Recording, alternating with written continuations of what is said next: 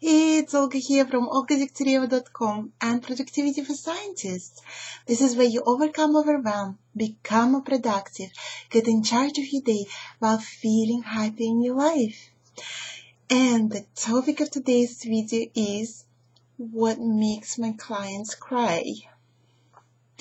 And it's not that I'm such a mean person and I make them cry on purpose.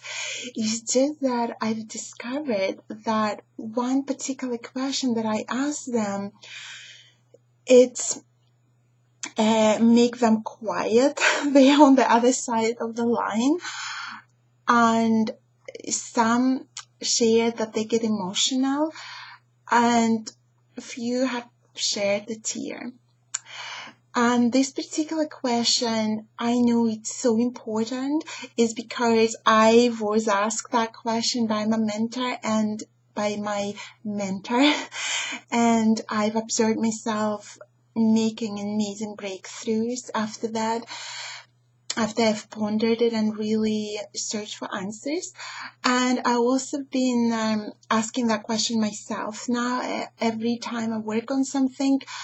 And I really want, I have that breakthrough there. And also been asking that question my clients and really observing them having those breakthroughs and really accelerating. It's basically the question, when you find the answer on this, once you really get clear on that, you basically accelerate yourself towards your goal. So today I want to share that question with you. And right now, I want you to get clear on that one thing that you want to accomplish, that one goal that you have, and you're just working towards it. And it could be, for example, it could be a paper, and especially if it's your first publication or it's a publication in a higher profile journal, so it's a challenge for you, yeah? Or maybe it's your PhD thesis, or is maybe any other specific particular goal that you're working towards. And the question I ask my clients that make them emotional and make them cry is I ask them to imagine the final outcome of that. I ask them to imagine them being published in the journals. I specifically remember that conversation with one of my prior clients. And we were talking about her publishing that paper. It would be her first paper in a referee journal. And it just going so difficult and so slow, and lots of different problems would pop up and really delay and make it just impossible for her to even get there ever. And I asked her at some point, well, can you imagine that publication coming out, there's that journal, so she already knew, and that logo of that journal, and underneath it's her name and the surname, and then all the co-authors and the title of her paper. And this is when suddenly, she was not talking, and I said, what's up? And she said, she couldn't speak, so she was so emotional. She was basically crying just from that thought, just trying to imagine that final outcome. And what happened, and I observed it from many other people, I observed it with myself as well, that what happens when you imagine, then there is a lot of crap coming up. Wherever you're getting in your own way, it all comes up.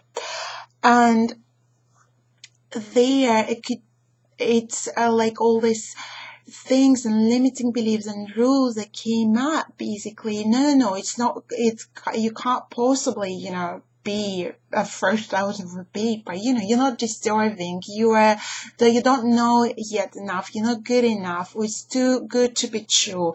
Or who do you think you are to be that, to get that? All this crap comes up the moment you try to imagine it.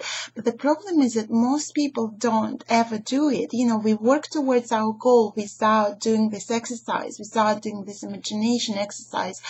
We just plowing along, it's difficult. We're just trying to do things and trying to effort that.